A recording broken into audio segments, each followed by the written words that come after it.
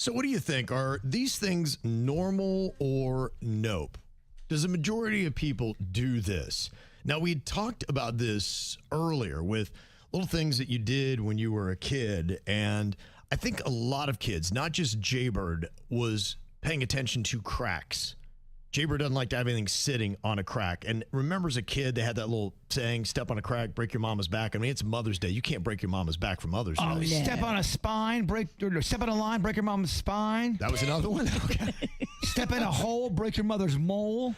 Oh, my gosh. I didn't know that one either. I didn't. Are you just making things up now? Nah, maybe. But you do that as a kid.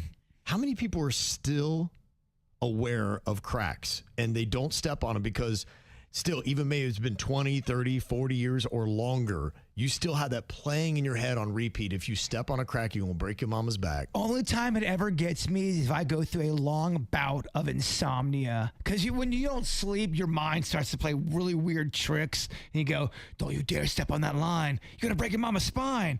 Oh, wait a minute, mama's dead. Never mind. You can't break her spine. Yeah, I got to tell you, I've got the same thing. It is still in my head. I will avoid the crack if I can. And sometimes when I do, you ever do that where you kind of almost double take where your foot is going down, but you're like, I've already kind of committed.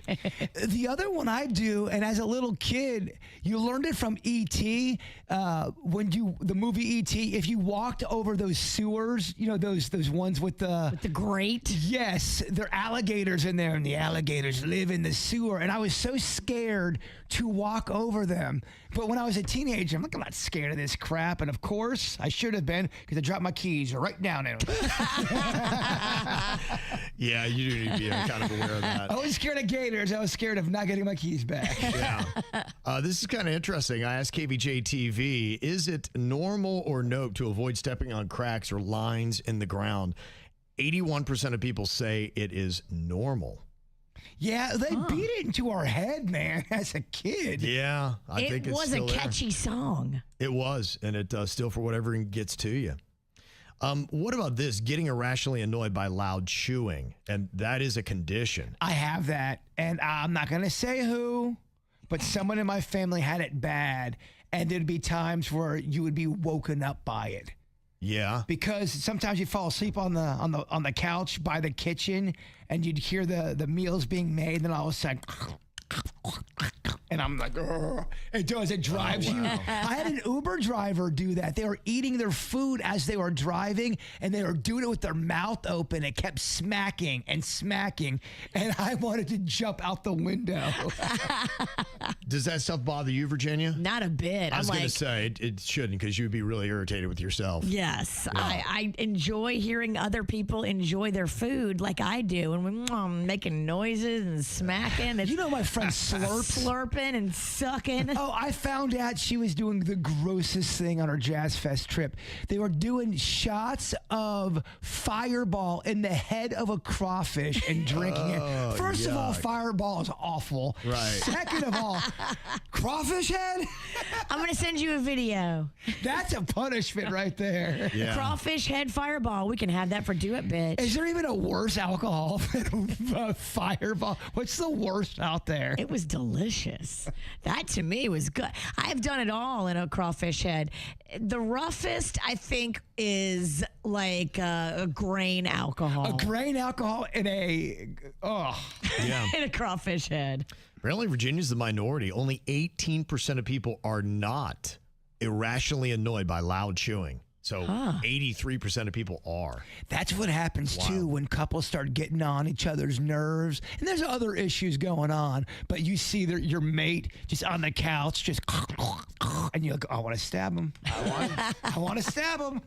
You can get mad at them for breathing wrong. At that point, yeah. Is this normal or no? Pretending you understand something when you don't. I do it all the time. Me too. If it's a group of people and everyone seems to get it and everyone's laughing, I will have a delayed laugh. Oh, yeah, crypto. I know. I get it. What a great crypto joke.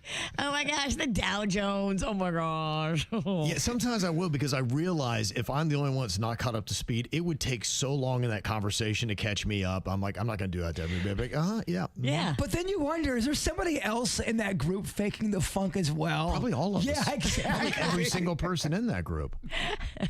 Normal or nope to avoid eye contact in an elevator?